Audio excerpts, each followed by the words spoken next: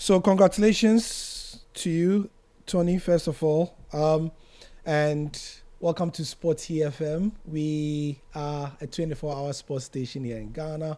We absolutely love talking to AFCON stars. Thank you for joining us. No, thank you for having me. Right. So congrats to you and the Falcons on a fine opening win. How would you describe the win against Tunisia to us?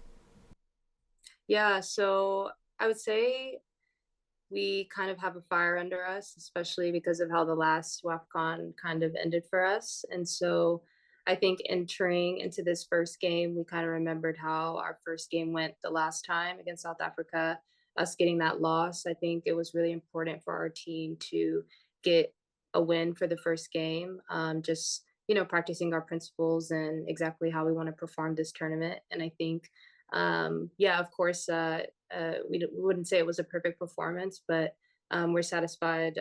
We achieved our goal, and we're just ready for the next game. You were born and raised in Birmingham, Alabama, but now wear the green and white of Nigeria. Can you take us briefly through what that was like and the journey of your identity as well? Yeah, so growing up in Birmingham, Alabama, I wouldn't say that I was exposed to, a huge part of Nigerian culture, especially growing up. I think for the first time, I was able to really connect to the Nigerian side of me would be when I joined the Super Falcons. And so I'm definitely, internally grateful, to the team for that. I feel like I've finally been able to morph into, like my true self. So yeah, it's not only that I've been able to achieve so many great things like, in my life and the goals that I've had with football with Nigeria, but it's also more personal for me because I feel like I didn't have that so much growing up. And so to be able to, at least once a month or every year be around so many people that share the same culture, it's really special for me. What made you commit to the Super Falcons? Yeah, I mean, as many people probably know, I grew up, playing football all my life and being integrated into the U.S. national team system. I did that all through my youth, and I think it just came down to, um, just having this feeling of when you're watching the World Cup and I see the Super Falcons play, I had this kind of feeling deep down that that's something that I would want to be a part of. I always watch the team and I see, them dancing together, and it's just a whole nother, feeling and passion that I think I didn't feel when I was playing for the US. And again, yeah, I always craved to have that kind of feeling and that deeper meaning. So when the opportunity came to play with the Super Falcons, I was obviously ecstatic, and it wasn't really anything that I had to think about. So Right. So picture the moment you first walked out on the pitch as a Nigerian national team player. Tell me about yeah, it. so I think my first camp, I traveled to Turkey. Obviously, I was extremely nervous. I wasn't really sure how my future teammates would receive me. As you know, I didn't grow up in Nigeria and hadn't played with many of the players before. So definitely had a lot of nerves, but the team is so welcoming and so loving. And I think I was able to score then too. So it was just an amazing feeling. Wicked. So back to the WAFCON, the feeling among the fans is that Nigeria can win its 10th title, its own Decima, right? Yeah. What's the feeling like among you guys, the players?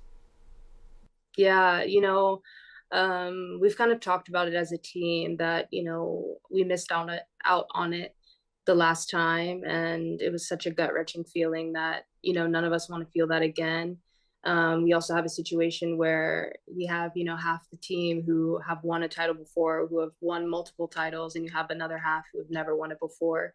So there's just so much like fire and like hunger to get this one. Yeah, I think it will mean so much for our team if we can get the trophy this time. And Tony, you were part of the US youth system and even won the U20 World Cup in 2012, right? Yeah. What lessons or mentality did you carry from that setup into your international career with Nigeria? Yeah, I think, it's I feel like it's kind of, helped me because the US, you can tell, is such a, it's such a, how would I say, like such a dominant, I guess, force in women's soccer. And so, constantly being around that winner mindset, I think helped me to transition here because obviously I'm playing for, the Giants of Africa. Like they've won it 9 times. Like, if you talk about domination, yeah, I mean, the first name that comes up is Nigeria. So, yeah, I definitely coming into this team, that's something that me and a lot of others who grew up like me, we have a lot of Nigerian-Americans in the team and Nigerian Europeans. So, yeah, we also want to be a part of a team that, is dominant and wins, knows how to win tournaments and championships. So, In your mind's eye, you look at the expanse of the tournament. Who are your main threats to winning that Decima?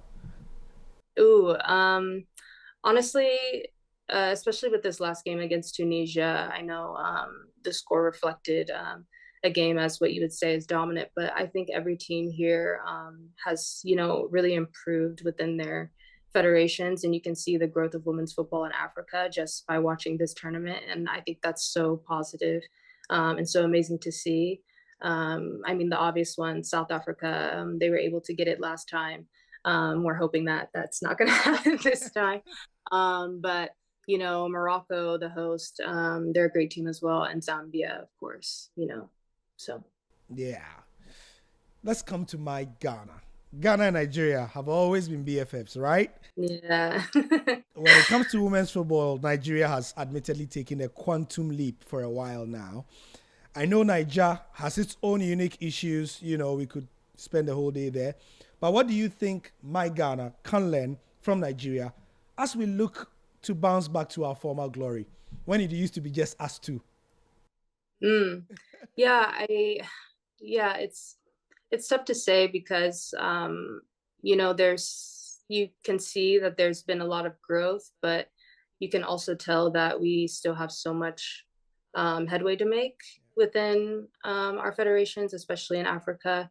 I think that, it's definitely something that takes time and it's not going to be fixed within a year or two. But I think, a huge step would be just, our federation showing that they care about women's football and that they want to grow the game. I know a lot of the time the priority has been on, the men's programs, but I think they can kind of see how successful the women's programs are becoming and how when you invest in the team, you get a return on your investment.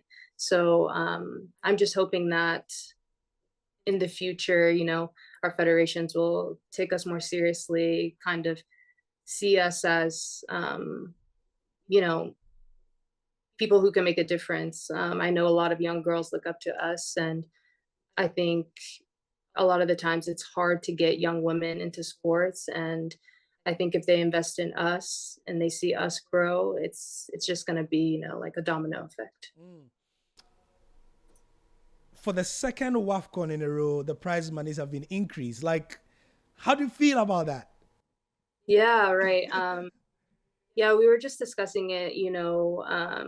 We had, meetings with CAF and everything. And that was one of the things we discussed is, we see that I think the men's prize money is 7 million, whereas ours before was around 400,000 or something like that. And I think, correct me if I'm wrong, I think it's up to 1 million now. And Yep. I think that's such a, an amazing thing on CAF's part that they've been able to do that for us. I'm hoping that in the future, of course, it'll grow and it'll be more, but I think that's an amazing step that they've taken, just to show that they're really invested in us and that they see, a future for female footballers. There's more television coverage for the WAFCON now. Like, I don't know if you saw the list of broadcasters who have expressed an interest and are actually showing the. Suddenly, I mean, you've always not been in a hole, but suddenly, Tony Payne can be seen in all the ends of the world. How does that make you and the girls feel? Yeah, it makes me feel really good. I think exposure is something that, we've been craving. I think that, for all of us, our families at home, just to be able to see us, especially if they're not able to travel here, I know it's always, a hiccup for women's football, but the fact that it's being broadcasted, that everyone's able to see us on TV, is amazing. It's going to do nothing but grow the game and, help us in the long run. It's great. One of the big issues in African women's football is getting access for the players to top clubs, not just any clubs, to top clubs. Nigeria seems to be lucky, or maybe you work hard at it to churn out players who play for pretty top teams. Any advice for the other countries looking to get their talented players to those levels as well? Yeah, I guess trying to be as unbiased as I can, you kind of see there's kind of a prestige when it comes to playing for Nigeria. We have one of the best African footballers in the world in our team, Asisa Oshuala. She's played in the top clubs of in the world. I think that just goes to show that there's so much talent within our team, Nigeria. But I mean, you can see it in other nations. You can see it in South Africa. You can see it in Morocco. You can see it in Zambia and Malawi and a ton of other countries. You can see that there are top players to be found in Africa. It's just a matter of how can we get more exposure for them? How can we put them in spaces where they can thrive and achieve and get the same opportunities as those of, Central America, Europe, Asia? How can we put ourselves on the map as well? Right. Now let's come to you. We've spoken about everybody, but not at all of you. Your style is dynamic. You've got flair, but you are fast as well. Would you say, some people have said you mix the American and the Nigerian element of your identity very well? What do you say to that? Yeah, I would say that if I was able to compare the two styles, I would say they're actually quite similar. I know the US has always been quite a direct team, and Nigeria as well. I know they say for the US, they like to use their physicality and their strength and their speed. And that's, for me, exactly what Nigeria likes to do as well. That's exactly what, we try to emulate in our play. Yeah, I think right now we're really trying to focus on, our technical and tactical aspect of, just keeping the ball and being better on the ball. So, yeah. Yeah, and then still on you. You played in Spain's top division for a while, with Sevilla, 2018 to 2024. I mean, that's long, isn't it? How has La Yeah. Liga helped shape you as a player, and why did you stay there that long? Yeah. After I graduated from university, I played for 1 year in the Netherlands for Ajax. And after that, I moved to Spain. That was honestly, I think, probably the turning point and, the real game changer for me in my development. The Spanish style, I think, um, just gave me a whole nother perspective on football and a way of playing. And yeah, you can tell I enjoyed my time there. I was there for 6 years. So Yeah. yeah, I really enjoyed the league. It's, one of the best leagues for women's football right now. They definitely have room to grow, and hopefully they continue to grow and not stay stagnant. But yeah, it's definitely, that style of play has helped me, especially with coming into Nigeria, because I think that's something that our team likes to or tries to play like. Then you moved from Spain to the other best league in the world, the Yeah. WSL. Everton. Tell us about that move and what do you seek to achieve there and all that. Yeah, it was definitely bittersweet to leave Sevilla. It was my home for 6 years, and I definitely enjoyed my time there.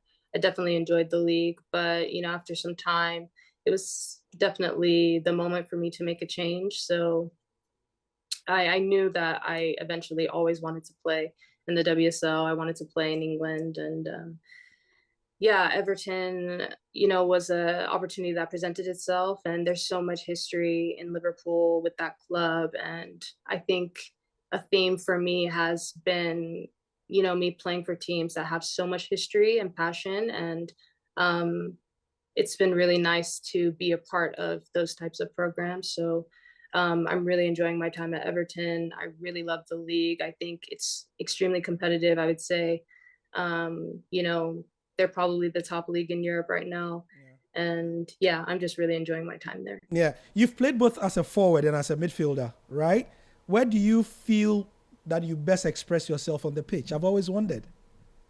Yeah, it's interesting because my dad, he coached me growing up, and I think in his own way he's always wanted to mold me into an attacking midfielder, and I think that's what I grew up playing. Mm. Once I got to university and once I got to pro, I transitioned into being a winger, mostly because of my speed. So yeah, it's definitely interesting how, when I play with Nigeria specifically, it's kind of a mix between the two positions. I definitely say I prefer to be a winger. It's definitely more me. Yeah. It's definitely more fun for me. But I'm happy in any position. I'm just happy to be, representing the nation and playing in this team. But yeah, I love being a winger. Ah, I see. Also, I saw that soccer dad drop there. Hi, dad. Yeah, he must have had a big influence. You speak about him very fondly, about your growth and what influence he had. That's awesome to hear. Maybe a quick word on your dad and a shout out to him. Yeah, it's been such a joy. I don't think he probably ever expected to see, you know, his kids or his daughters playing for Nigeria wearing the green and white. And the same for my mom. It's always such a joy when they're able to come and watch us because, I play with my sister as well, Nicole. She's dealing with an injury now, but she's on her way to recovery. But yeah, I think he just wanted to provide a better life for us, and he decided to do that through the sport route. And he's definitely passionate about football, but I don't think it was ever on his bingo card to have both of his daughters playing for Nigeria. Yeah, So yeah, yeah. yeah. Speaking of Nigeria, let's come to Puma. Um, you've been working, with them on this AFCON, on this WAFCON, and how they've supported it and all that. What is your impression of the way Puma has put its toes and its feet and its entire being into women's football in general and African women's football in particular? Yeah, I think definitely over the last few years since I've been working with Puma, I've seen that, they've been a brand that's been, very good about uplifting African football, especially women's football as well. I think it's amazing that they're able to, be the main sponsor of this tournament. Um, yeah, I know that, due to technical issues and things, that the exposure for this tournament wasn't there in terms of having it be known that we were playing, kind of a remake for this year because it was supposed to be last year. But I think they've done a great job with, trying their best to get it exposed, and I think they're doing everything that they can. So I think that's all we can ask for. There's definitely room for improvement in all areas. It's not only one person or one entity, but it takes all of us, from the players, the federations, broadcasting, marketing. It takes all of that. So I'm excited to see this in the future. So very happy Looking at with the that. global game as we wrap up, Tony, looking at the global game, who are the three players you'd absolutely love to play with or against before you retire? Oh wow. Ooh, that's hard to say. With Three or people against? with ooh. Caught you there. So sorry. I caught you there. You did. So, yeah, some people that, Marta is definitely an idol of mine. I love how she plays. So, that's one player I'd love to play with. I'd probably say Barbara Banda. She's an amazing player. I love her speed, and just she's such an exciting player to watch, and so it'd be amazing to play with. And on a club level, I think I would love to play with a fellow Super Falcon. It doesn't matter who it is, but just to have, another member of your national team in a club team would be such a great feeling for me. So I'm hoping to one day have that. So, two things. I'm going to ask you about a Nigerian legend and then something for the young girl. So, first, if I could schedule an interview with a big Nigerian women's football legend for you, a one-on-one dinner, plush location, everything on point, who would it be? Yeah, for me, easy. That's Desire. She's such an inspiration for me. Everything she's done. Paranozi? Yeah, of course. She's done so much for our national team, and she's such an inspiration. And yeah, I'd love to, she's here in Morocco Yeah, actually. she is. She's She is. I saw there her. for the last game. It was so great to see her, and I think she's doing so much to grow the women's game in Africa. So yeah, definitely her. Now, to the young girls, something to inspire them. What's one thing you've had to sacrifice for this career and all these young girls will not realize? Looking at you, seeing all the almost finished products, what have you had to sacrifice that they don't know? Yeah, for me, it's probably going to be immediate family. That's something that, has to kind of be on the back burner a lot of the times. Ever since I graduated from high school, when I turned 18, I left home. I wasn't able to see my family every day like I would have liked. As soon as I graduated university, I left to go overseas, and it came down to seeing them once a year probably. And that definitely takes a toll on you. But what's great about football is that you're able to build another sort of family, and that being your teammates and, anyone else and other types of communities you can find in whatever part of the world you're in. So I would say that, but most of the time they're just one phone call away. And so it's definitely, something that you grow to get used to and learn from. I think it takes it gives you a lot of character building too as Sure, well, because you sure. can come into your own without having, kind of the crutch that a family can be for you a Yeah. lot of the time. Speaking of that, it reminds me, we do a lot of women's football here as well. And mental health is finally being discussed more here and in sports as well. How do you stay grounded, Tony, and motivated during your tough spells? You've been away from family since you were what? A teenager. How do you get Yeah. grounded, especially being away from those you love? What's your message to the young girl who's watching you now or listening? Yeah.